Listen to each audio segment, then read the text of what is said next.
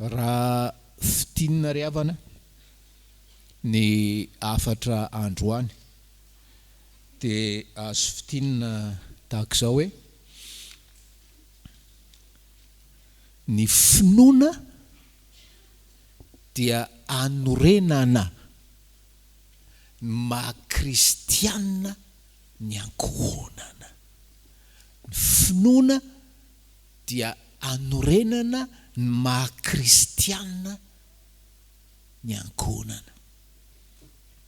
Misaotra ny tompo isika fa isy 4 ho antsika lehilahy loham-pianakaviana ary ho loham-pianakaviana, misy 4 ho anareo vehivavy ary misy 4 ho anareo tanora.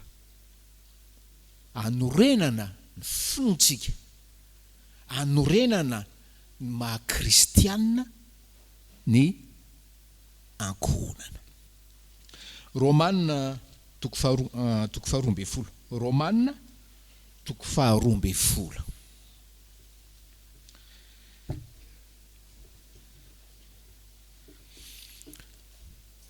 Ny 4 voalohany rehefa dia izao: ny raim-pianakaviana kristianina dia manapaka arak'izay onony, manapaka arak'izay onony. Zay ny ho antsika lehilahy, manapaka sika fa manapaka arak'izay onony. Vakintsika ny andininy Romanina 12, andininy 7 ny anaran'i Jesosy. Fa noho ny fahasoavana ny mena dia izao no lazaiko amin'ny olona rehetra izay eo aminareo: aza mihevitra mihoatra noho izay tokony ho heverina, fa mihevera izay onony araka ny ohatry ny finoana izay nozarain'Andriamanitra ho anareo avy. Ampiana Romanina 12 andininy 9. Raha mananatra dia aoka ho amin'ny fananarana, izay manome dia aoka ho amin'ny fahatsoram-po, izay manapaka dia aoka ho amin'ny fahasotoana. Eo zany tsika, raim-pianakaviana manapaka arak'izay onony. Eto amin'ny andininy 9 aloha dia hoe izay manapaka raim-pianakaviana zany. Tsika moa ato isotro dia zay, aloha ampiarina eo anivon'ny ankohonana ny teny, amin'izay asika tsara ny sitrapon'ny tompo. Izay manapaka dia aoka ho amin'ny fahasotoana, aoka ho amin'ny fahasotoana. Amin'ny teny frantsay dia hoe soigneusement, soigneusement. Amin'ny teny frantsay dia hoe empressement. Aoka sika lehilahy, aoka sika lehilahy anapaka soigneusement ny ankohonantsika. Zany ny mampiavaka antsika. Tsisy lehilahy tsy manapaka ny ankohonana ry havana, fa zany ny mampiavaka antsika. Manapaka soigneusement, manapaka avec empressement. Ataontsika lara-pamena ny vady aman-janantsika ry havana. Zany ny lehilahy manapaka arak'izay onony, zany ny lehilahy manapaka amin'ny finoana. Rehefa manapaka arak'izay onony ka manapaka soigneusement, manapaka avec empressement, dia tsy mihevitra, hoy ny apôstôly Paoly, mihoatra noho izay tokony heverina. Tsy mihevitra mihoatra noho izay tokony heverina. Manan-karena be zany teny zany. Tsy manapatra fahefana zany, tsy manapatra fahefana amin'ny vady, tsy manapatra fahefana amin'ny zanaka. Tsy mihevitra mihoatra noho izay heverina. Ary sika lehilahy mbola farany tsy hevitra mihoatra an'izay heverina. Sika lehilahy rehefa tratra an'io avinafo-po sy avinafo-panahy amin'ny vady io, miala tsiny aminao rahalahy, fa tsy zany lehilahy araka ny fon'ny tompo. Tsy lehilahy hoe mihevitra arak'izay tokony heverina na arak'izay onony zany. Io hoe miavinavina, manambany vady, manambany zanaka io.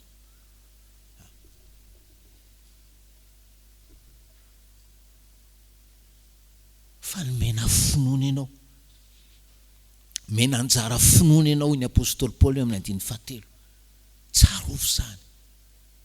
Dia ikarakara vady aman-janaka, soigneusement ianao, avec empressement ianao. Tsy hevitra mihoatra an'izay tokony ho heverina ianao. Mena anjara finoana ianao. Dia lasa ilay saina hoe fa inona moa ty anjara finoana ty? Soratry Paoly io dia ao amin'ny tenin'ny Paoly ihany no ndeha jerentsika. Le anjara finoana menantsika dia azavain'ny apôstôly Paoly ao amin'ilay texte malaza ao amin'ny Korintiana 2:13 meko anareo fotsiny le référence le ao amin'ny 2:2, le finoana mafindra tendrombohitra. Finoana mafindra tendrombohitra. Zany rahalahy, ny finoana meny atsika tsy maintsy manana finoana mahafindra tendrombohitra isika raha te hanapaka an'io vady sy zanaka ny men'ny tompo atsika io arak'izay onony, ary tsy hevitra mihoatra an'izay tokony ho heverina. Angatao amin'ny tompo ary hoe tompo meo azy zany finoana mafindra tendrombohitra zany. Ary nareo ankizy faly, mahita nareo mbola marobe indray androany eto ambavaka dadanareo hoe Jesosy hitalaoko aminao, meo an'izany finoana mafindra tendrombohitra zany io dadako io. Azahoany manapaka anay soigneusement et avec empressement arak'izay onony. Fa ndao jerenay ny ankely 1 Corinthiens ty mamaika lafo ty dia tsy vita ny zavatra fa 1 Corinthiens 13:2. 1 Corinthiens 13:2.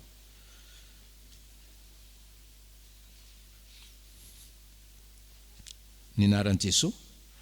Ary na dia manana faminaniana zaho ka mahalala ny zava-miafina rehetra sady manana ny fahalalana rehetra, ary na dia manana ny finoana rehetra zaho ka mahafindra tendrombohitra kanefa tsy manana fitiavana dia tsinitsinina aho. Zay nentiny mivavaka ataonareo zanaka ho anay ray aman-dreny. Meo finoana mahafindra tendrombohitra io dadako io, ary indrindra koa meo fitiavana izy, meo fitiavana izy. Finoana miasa amin'izany fitiavana zany, raha tsy zany tsinitsinina isika hoy Paoly apôstôly. Zay ny afatra voalohany ho an'ny ray rehefa manapaka amin'ny finoana dia manapaka arak'izay onony, dia miasa ny fahasoavan'Andriamanitra amin'io ankonany io izy Paoly. Ary rehefa zany no ataontsika lehilahy, dia manapaka ny ankonantsika en bon père de famille isika. Manapaka ny orinasantsika en bon père de famille isika. Manapaka ny fokotany misy atsika en bon père de famille isika. Manapaka ny firenenty en bon père de famille isika. Manapaka fiangonana en bon père de famille isika. Raha zany dia tsinitsinina isika ry havana. Zay ny fahamarinana voalohany, raim-pianakaviana manapaka arak'izay onony. Ny afatra faharoa dia ho anareo anabavy sy reny hoe vehivavy, meteza ho vehivavy, hitaiza zanakareo ho an'i Jesosy.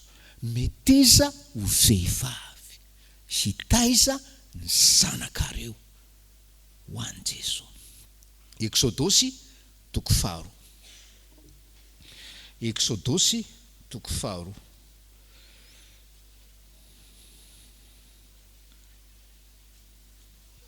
Efa nampatsaiviny pasternal teo ny tantara Mosesy a, dia eo amin'ny andininy fahasivy, eo amin'le hoe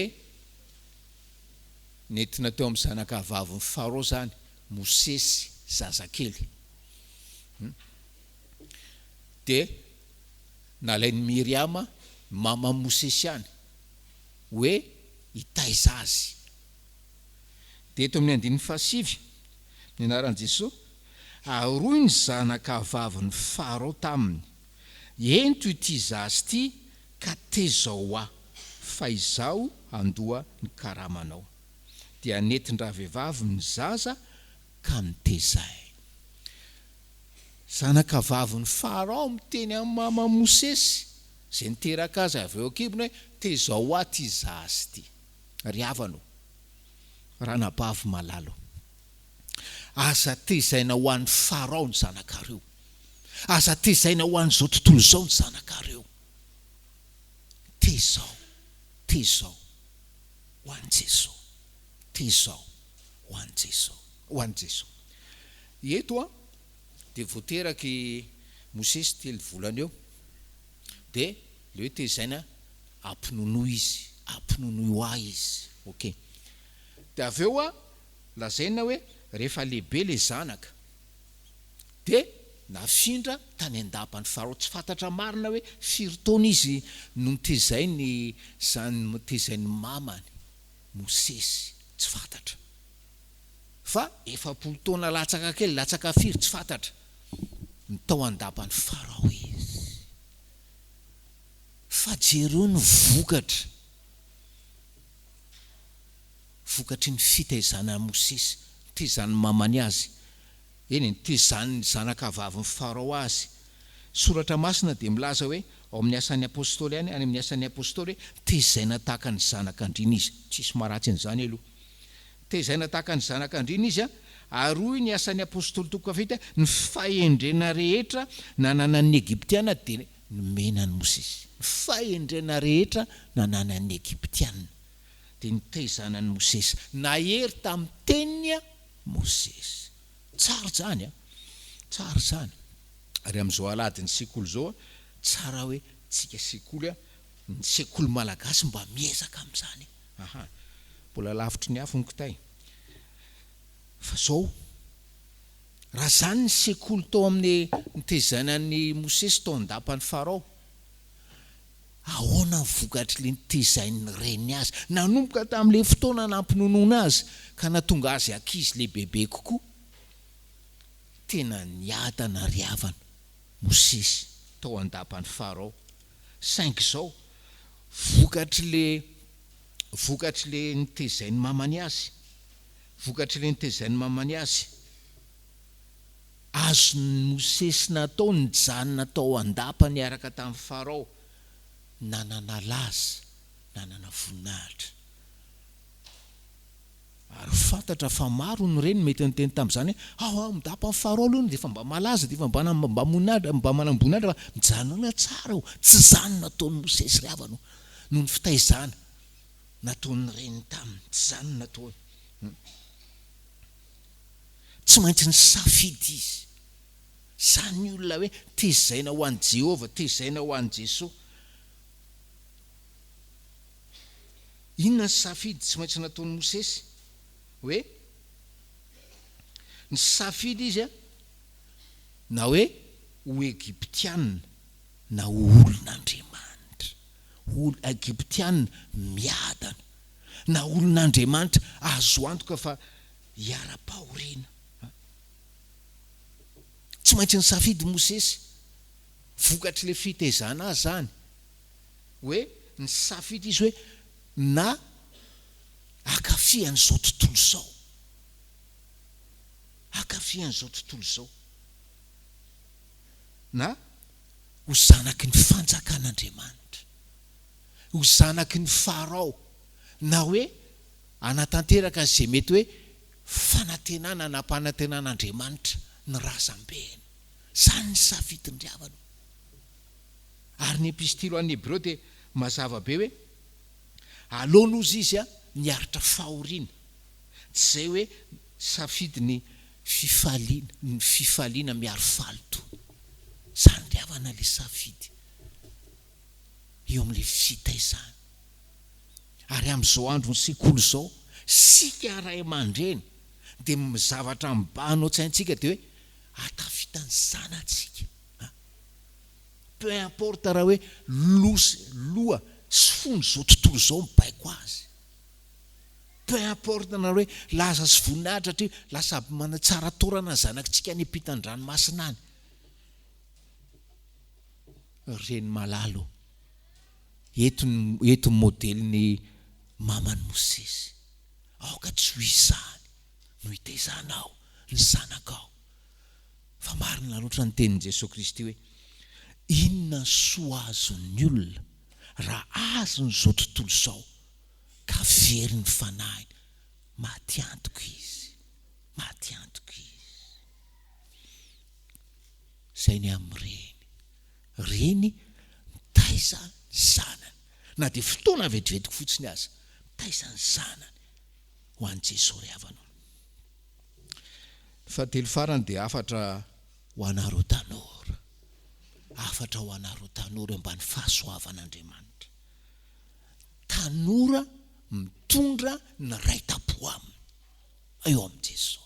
Tanora mitondra ny raita-po aminy eo amin'i Jesosy. Jaona 1:1.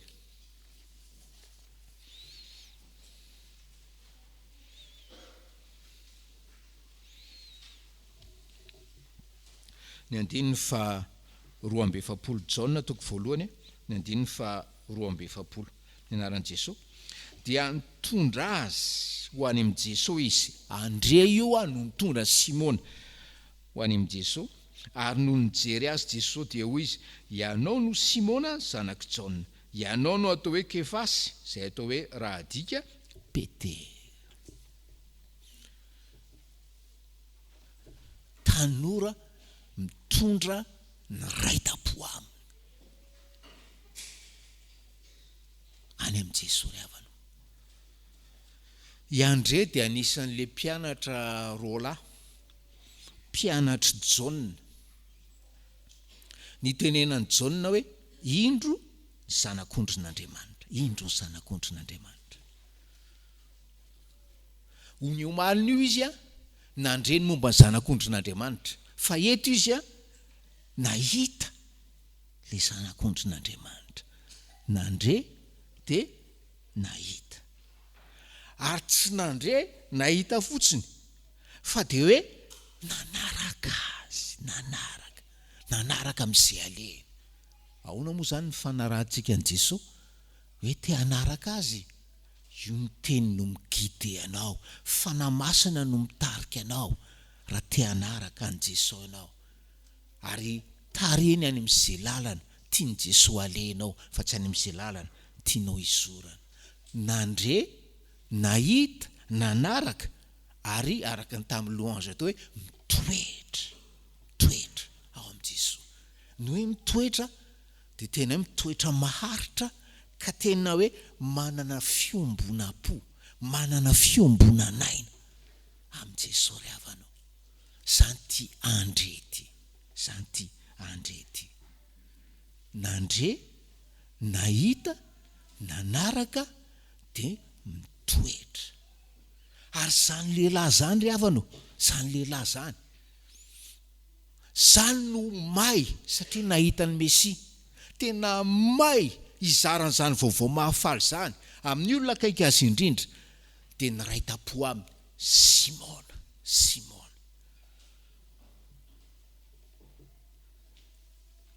Hoy Andre tamin'ny Simona, efa nahita ny Mesia zahay, efa nahita ny Mesia zahay. Tsisy toriteny lava, tsisy toriteny manahirana, tsisy dictionnaire-ny vakina, efa nahita ny Mesia. Zay ny teny tsotra, zay ny toriteny tsotra nataony Andre tamin'ny Simona. Dia ny tombo, ny fahasoavan'ny tombo no niasa nandresy lahatra an'i Simona Petera ry havanao. Ary efa dodona ny Tompo ampiasa ny fahasoavany aminao. Aza miandro tapo-pahalalana afaizana baiboly, fa raha hoe tahaka ny andrenao, efa nandre momba ny zanak'ondra, nahita ny zanak'ondra, nanaraka ny zanak'ondra, miara mitoetra amin'ny zanak'ondra, mana fiombonanaina, fiombonam-po, fiombonam-panahy amin'ny zanak'ondra, na teny kely tsy tohinona azy iasan'ny fahasoavan'Andriamanitra. Taka le fahasoavan'Andriamanitra miasa ao amin'ny loham-pianakaviana, anapahan'ny fianakaviana arak'izay onony, miasa amin'le renim-pianakaviana hitaizan'ny zanany, ary izy no mitaiza. Ny an'ny dada Mosesy tsy fantany zanaka le vita fotsiny izy, fa le reny io no tena hoe rôle. Na reo vehivavy nge tena mitaiza de eto le zanaka iasan'ny fahasoavan'Andriamanitra. Le teny tsotra ataony Andre amin'ny Simona Petera. Mbola manome antsika tombonandro ry havana ny Tompo, andiniana tena, ary eo ka tsisy amita tena ny amin'ny finoana, so de hoe saritsarina finoana mamita tena ianao, tsy hanorina maha-kristianina anao zany, ary tsy handovanao ny lanitra zany. Ho aminao fahasoavan'ny Tompo. Amen.